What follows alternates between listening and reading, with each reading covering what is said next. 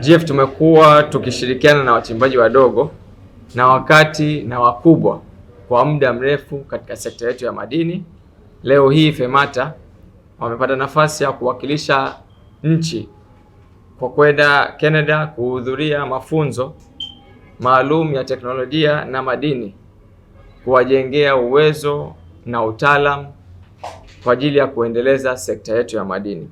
Sisi kama GF tulikuwa na mpango huu wa kuendeleza na kuwajengea uwezo kwa kuandalia semina mbalimbali kwa wachimbaji wadogo, ili mradi waelewe jinsi ya kuoperate mitambo, ufanisi wake, na kuona jinsi ya kumake sure environmentally tunaendelea vizuri.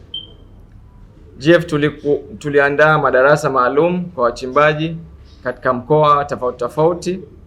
Tulifanikiwa kuwafundisha madereva, maoperator, mafundi zaidi ya 1500, kuwapatia vyeti vya kuoperate na kuendeleza mashine zilizokopo tunaziuza sisi.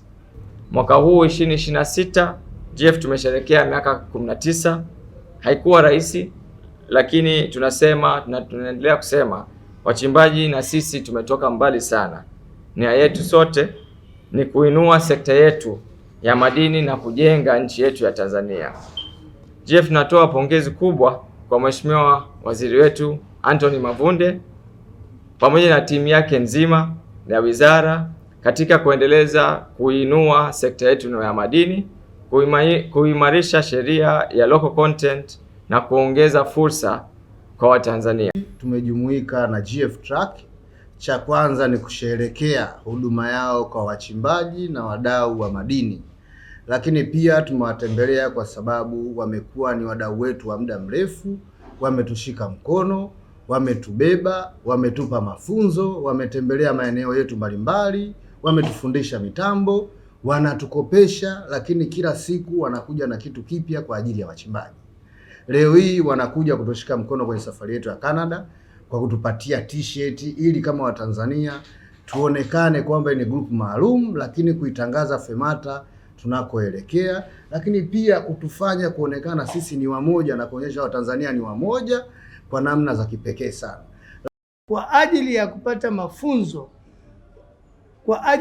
mafunzo ya kuendeleza wachimbaji wadogo na wachimbaji wa kati kwenye nchi ambayo ina utaalamu wa hali ya juu sana kwenye uchimbaji, nchi ya Canada.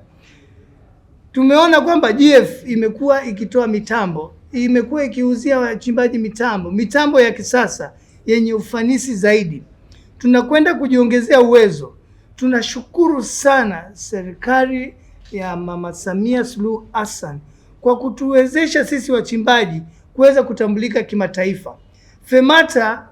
FEMATA wachimbaji wadogo wanaweza kualikwa kwenda nchini Canada, kwenda kujifunza, kwenda kupata wabia, kwenda kupata wawekezaji na ambao wataleta mitaji na kuweza kuongeza uzalishaji.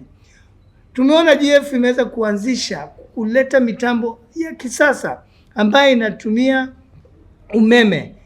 Tutaanza kujifunza na kuona mitambo ile kule inafanyaje kazi, na hata wachimbaji watakao kuwa wanataka hii mitambo itakuwa inapatikana